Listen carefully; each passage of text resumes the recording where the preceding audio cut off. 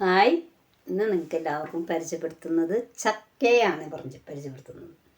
ഈ ചക്കയെക്കുറിച്ച് അറിയാത്തവരാരും ഉണ്ടായിരിക്കില്ല. നമ്മുടെ നാട്ടിലെ ചക്കയ്ക്ക് വിലയില്ല. പക്ഷെ നമ്മുടെ നാട് വിട്ട് കഴിഞ്ഞാൽ ഒരു ചുളയ്ക്ക് തന്നെ മര്യാദ പൈസ കൊടുത്തിട്ടുണ്ട്. തമിഴ്നാട്ടിലൊക്കെ നല്ല പൈസയാണ് ചക്കയ്ക്ക്. തമിഴ്നാട്ടിൽ തന്നെയാണ്. നമ്മുടെ ഈ നാട് വിട്ട് കേരളം വിട്ട് എവിടെ പോയാലും ചക്കയ്ക്ക് നല്ല വിലയുണ്ട്. നമ്മുടെ നാട്ടിലിത് കണ്ടമാനമുള്ള കാരണം നമുക്ക് വിലയില്ല. നമ്മുടെ പ്ലാവിൻ്റെ കടക്കിലൊക്കെ പണ്ട് കാലത്ത് എൻ്റെ വീട്ടിലെ ഒരു പണ്ട് കാലത്ത് വെച്ചാൽ ഒരു 12 കൊല്ലത്തിന് മുന്നേ ഞങ്ങളുടെ വീട്ടിലൊരു പ്ലാവുണ്ട്. അടി തൊട്ട് മുകളിൽ വരെ ചക്ക ഉണ്ടാവും. ആ ചക്ക പറിക്കാൻ നല്ല സുഖമാണ്, പെട്ടെന്ന് പറിച്ചെടുക്കാൻ പറ്റും. അതുമാതിരി മധുരം കുറവാണ് ചക്കയ്ക്ക്, പക്ഷേ വയറ് നിറച്ച് നമുക്ക് തിന്നാം. മധുരം അധികം ഉണ്ടാവില്ല.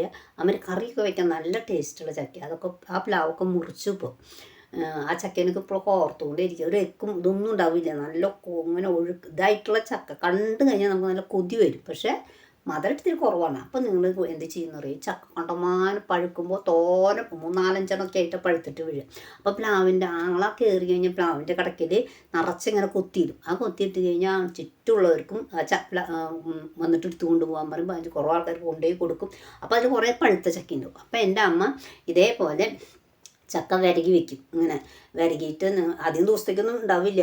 വിരകി കഴിഞ്ഞ് കുറച്ച് ദിവസം കഴിഞ്ഞ് നമ്മൾ കുറേ ആൾക്കാരൊക്കെ ഉള്ള കാരണം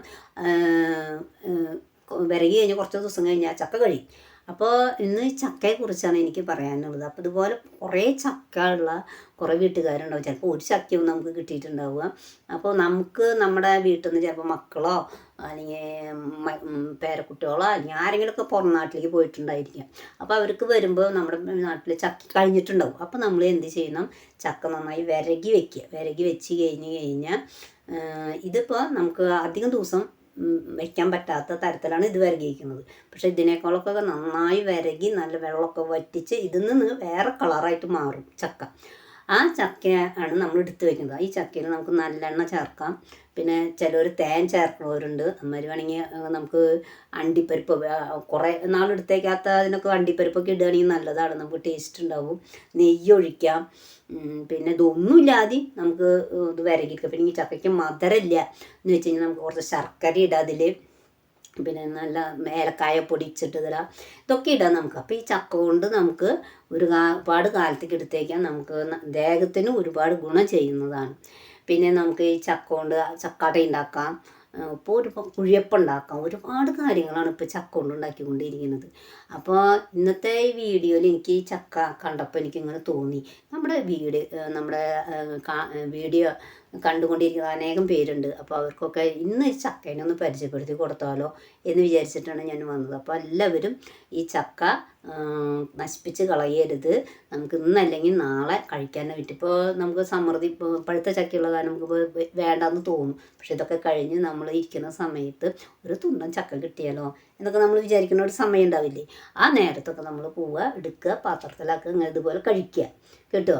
ഇത് മധുരം ഷുഗറൊക്കെ ഉള്ളവർക്ക് അധികം മധുരം ഒന്നും ഇട്ടിട്ട് കഴിക്കണ്ട. മധുരം ചക്കയിലെ അത്യാവശ്യം മധുരം ഉണ്ടാവും. അപ്പോൾ അത് കാരണം ഷുഗറുള്ളവർ മധുരം കുറച്ച് കഴിക്കുക. ഷുഗറൊന്നും ഇല്ലാത്തവർക്ക് ഇതുപോലെ മധുരമൊക്കെ ഇട്ടിട്ട് നല്ല അപ്പോൾ കുറേശ്ശെ കഴിക്കുക. അപ്പോൾ ഒരു മരുന്ന് കഴിക്കണ പോലെയൊക്കെ നമ്മൾ കഴിക്കുന്നതെന്ന് വെച്ചാൽ ഷുഗറൊക്കെ കുട്ടികൾക്ക് സാധാ ചക്കയൊന്നും പറ്റില്ല. അത് എന്തെങ്കിലുമൊക്കെ വേറെ തരാക്കിയിട്ട് മാറ്റി കഴിഞ്ഞാൽ അവർക്ക് തിന്നാൻ ഭയങ്കര ഇഷ്ടമുള്ള സംഭവമാണ്. അപ്പോൾ ഈ വീഡിയോ ഇഷ്ടപ്പെട്ടാൽ നിങ്ങളെല്ലാവരും ലൈക്ക് ചെയ്യാനും ഷെയർ ചെയ്യാനും മറക്കരുത്. ഇനി അടുത്തൊരു വീഡിയോയുമായി ഞാൻ അടുത്ത ദിവസം കടന്നു വരുന്നതായിരിക്കും കേട്ടോ.